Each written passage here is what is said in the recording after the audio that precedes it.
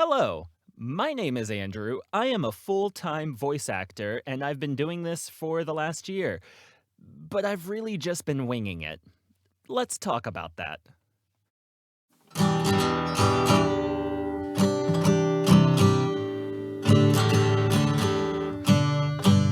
I'm just kind of winging it. So, when I first got into this industry, I was talking a little bit in our last episode about I came to the table with a lot of assumptions of what would work, assumptions of what I needed to or could do to try to get more engaged, more involved, and develop.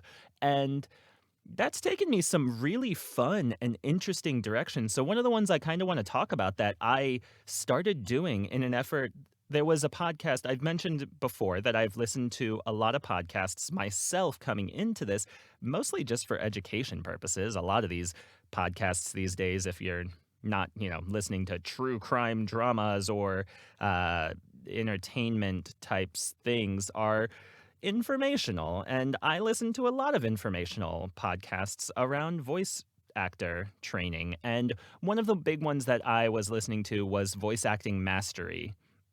This is led by someone named Crispin Freeman, and he is, I forgot, I hesitated there because I completely forgot his name and I was about to call him Chris, and I was like, nope, it's Crispin. Uh, so I started listening to a lot of his podcasts, and I forget who he was interviewing because I binge listened to every single episode when I could. And it's been going on for years. I just started it a year ago. I'm all caught up now, if you could figure. I was listening to everything at like 1.5 times speed, just trying to get through everything. And there's a part of me that kind of felt like, oh, as long as I'm hearing it, that's all that matters. Like, I don't know, the thought of you fall asleep listening to something on repeat, it helps you learn it more. I don't know if that's scientifically true or not, but I approached the podcast I was listening to like that. Anyway, in an episode, I forget who he was interviewing, but they were talking about how you get better in one thing, you get better in a lot of things. That voice acting really does work like what they say, ships in a pier, where when you get better in one area, like when the water rises in a pier, every ship rises. So it's not a matter of you've got to get good at this, then this, then this, then this. You get good at one thing, there's going to be some trickle off, and the rest of the things can get better as well. At least that's how I interpreted it. They could have meant something completely different, but that's how this young buck got in there and thought it was talking about, or thought that's what it was talking about. So as I had that in my mind, there was another recurring theme, and I get really caught up on recurring themes. When I was in high school, way back when, I I'm terrible at remembering names, but I can remember phrases. I can remember impactful to me moments. And I had a teacher, one of the many teachers I had while I was in high school, but they said, when you go to college, they were trying to prepare us for college. When you go to college, pay attention to the rules of three. If you hear something once, you should know about that. If you hear something twice from your professor, I should say, when you hear something twice from that professor, same thing, then that's something you should know. You should commit that to memory. That's important information. And when you hear something 3 times, if your professor says the same thing or tries to teach you the same thing 3 different times in 3 different ways, that is something you should know up, down, left, right. You should know that through and through with no questions. Like that should be something that becomes second nature to you. And it's silly because looking back on it, it's like college didn't hit me the same way. Like whatever. However you think of college, like I'm by no means criticizing higher education, but I wish I hadn't done it the way I did. Anyway, moving forward past that, when I experience things on repeat, or call it what you will, the Lord, or this deity thing, or the universe, like whatever it is that you want to call it. Cool. I approach it as when I get something, anything, whether it's a professor or otherwise, in threes. it's something I tend to like just naturally I hone in on it and I pay attention to it more. So, something I was seeing recurring across all these different podcasts, not just Voice Acting Mastery, but some of the other ones I was listening to, was voice actors who were doing things like improv. Uh, I I got interested in improv because of that. So I'm getting ahead of myself here, but the things that I started doing, assuming they were going to help me, and honestly, back to the ships rising in the pier, they really have in interesting and unique ways. One of the first things I did is I was looking for hobbies, not just standing behind a microphone and learning how to act and talk behind it well, but I was also trying to find hobbies that just things that filled me, that fueled me, that energized me. And I had tried so many different things and on brand. I was just winging it with each of those as well. I love and adore genuinely Muppets. So I went and made a Muppet of myself and my wife, and they're one of my favorite projects. I'd never sewn before. As a quick aside, I was terrified of sewing. I had a terrible incident when I was in middle school with a sewing machine, a tragic needle in finger needing to be surgically removed accident. A story for the socials or another time, I don't know. Uh, but I made myself Muppets. I like hand stitched them, and my wife is a sewer, so she helped guide me through a lot of it, but I was winging it through a lot of it. And that was really cool. But another thing that was more focused on this is something I want to do, taking elements of things I enjoy doing and applying them in a way that was, I don't know, I thought it was just going to be fun. I've loved making little dumb movies way back when in the day, and um, yeah, I started streaming video games on Twitch, and I thought that was actually so fun and so cool. I didn't care that nobody was watching me. In the same way, like, I'm doing this podcast because it's something I want to do, not because I think anybody's gonna listen, but if you are listening, you are greatly appreciated. I love you. Thank you so much for spending these moments with me. But I was streaming on Twitch, and I still do that to this day because I have a lot of fun doing it. The editing of the browser, in fact, I'm using currently the same exact browser or the same exact program that I use, my OBS that I use to stream on Twitch. I'm using to record this podcast so I can have video of it and the audio. Go figure. Oh, that reminds me. I was actually intending to record the audio separately as well because I don't know. I felt like that would have been smart. Anyway, that's for future Andrew to figure out. So I started streaming on Twitch, and my goal with that was to gain some sort of personality, I guess, that I could learn how to perform for an audience. Prior to that, I didn't have anywhere else I could do performance, and we're we're still kind of in.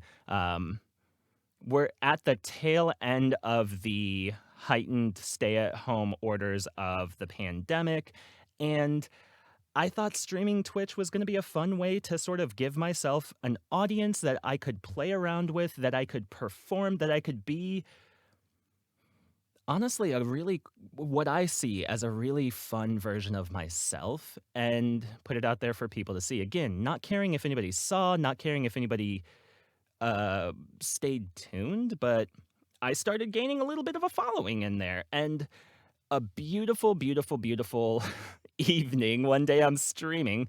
Oh god, what game was it? Little Nightmares. And if you've never played it, it's an adorable little game. Um, there's no voice acting in it at all. It's all just cute visuals. I like to call myself a wholesome horror channel because I love spooky games. But if you can't tell by my personality, I am a little bit more wholesome when it comes. Like I'm not all like blood gore. I'm more like, oh my god, this aesthetic is so heckin' cute. So yeah, I was playing Little Nightmares, which is a phenomenal game. So, oh, so fun, so good. Like, I would recommend it if anybody likes that. Anyway, and I got raided. A raid is a basically somebody else is streaming anywhere else on the platform. They could then take their entire audience and bring them into your stream. So now you suddenly have grown your audience by however much they bring over, and it becomes fun, and it's like a way to banter with the person like Raid, and it's like somebody who their audience, they considered themselves the Vikings, and they came in and they had this whole little limerick that they said and like are typed into the chat, and I was blown away. I was genuinely like, "Oh my god, like what? I don't know who you are, stranger, but welcome in." And I was overwhelmed. And this was my first, to my recollection, my first time receiving somebody else's community who were just so wholesome, so hype, and it's something I will never forget. I hope I never forget how I felt in that moment because I felt so special. It was a taste of that, and I leaned in and I got better, and I suddenly was like, I went affiliate, which means like I was partnering with Twitch, and if I gained a certain amount of viewers and things, I could get payouts from it. And honestly, what I started as just I feel like this is going to help me in my voice acting things because I'm then performing, I'm putting on a personality, I'm trying to continuously talk while I'm playing a video game, which was just really cool stretching of my mental muscles. I was as well getting my first taste of a community of people who were just excited about something I was excited about and wanted me to continue to grow in something I wanted to genuinely continue to grow in. And that was really cool. Coming back to the idea of boats rising, it very much built a confidence in me that I got more bold as I was doing this goofy little, like, I'm just playing video games, and I've since expanded. Like, I've done video games, I've done crafting, I've done cooking, which cooking has been one of my favorites. Um, but all that's to say, like, Twitch was just such a fun little hobby that was helping me in this element as well. I've been surprised and kind of in awe at how much having a silly little hobby really kind of helps in all elements of this. Something that's an outlet, something that can be calming or relaxing. And at times, of course, it's been stressful. At times, of course, I haven't wanted to stream because I was having a downer week or something like that. But at the end of the day, I love coming back to that stream element and bringing more of myself to the camera, to the performance, and to playing around with my audience. Uh, all that was going on, and I was continuing to do that. I was continuing to grow there, and by no means am I saying I'm a big time streamer. You're going to check that out. I've got like 100 something followers on there. I am thrilled with every single one of those. But I know there are streamers who are doing, I don't care that there are other people who are doing a bajillion times better than me. That's everywhere in my life. There are people always doing a bajillion times better than me, but I am the best version of me. I am the one who is doing this, and I have 100 people, and I think that is top notch, super duper, really cool. So, all that's going on, and like I said earlier, improv, right? I have been hearing, had been hearing so many times. This is, again, if we think back, I'm piecing it all together for you. Last episode, I talked about how I went through Edge Studio. At the same time, I'm doing Edge Studio is honestly when this Twitch thing was starting to pop off because I was starting to do Twitch before I ever moved into the voice acting world. Um, and because it was just fun. And then after I started moving into this voice acting direction, after I finished some Edge Studio things, I had jumped into improv. Started with just a little sampling of like, hey, pay $25 and you can have a one night thing with this. My wife went with me, and I had so much freaking fun at improv. And in my mind, I'm like, well, this is what all the big actors, every single really cool voice actor that I'm reading about, whether that's, Travis Willingham or Matthew Mercer or even Crispin Freeman or Jordan Reynolds, all these people who have been doing voice acting and are much more established in this industry, almost every single one had a story of improv. And again, if I hear it once, it's something I should, cool, I could know that. Hear it twice, you should know that. Know it up, down, left, right. I allowed improv to become that for me, and I jumped in and I started doing more improv, and it's expensive, so I didn't get to yet finish my improv training, but I do still participate as much as I can and find other ways to lean in because I do want to learn more improv.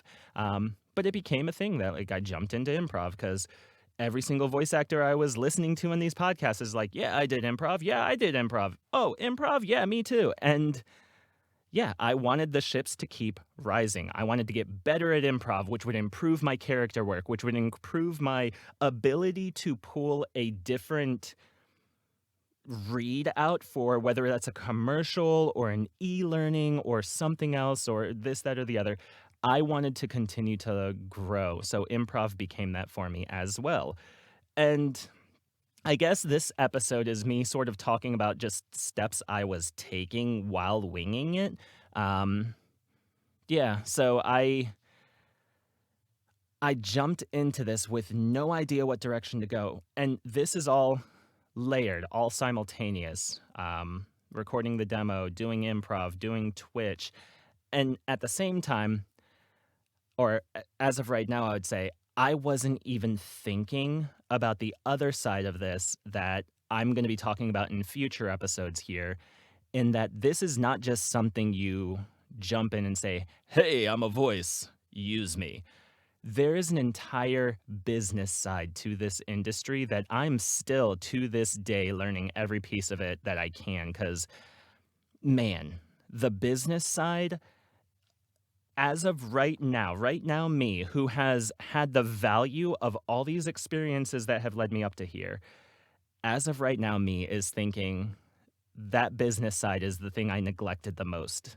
That if I could time travel back and refocus my top priorities, um, yes, training, absolutely training, uh, but also business knowledge, business training, business education, because this really is, and you hear it so much in these other things, it really is running a business. So I'll talk more about what I've learned.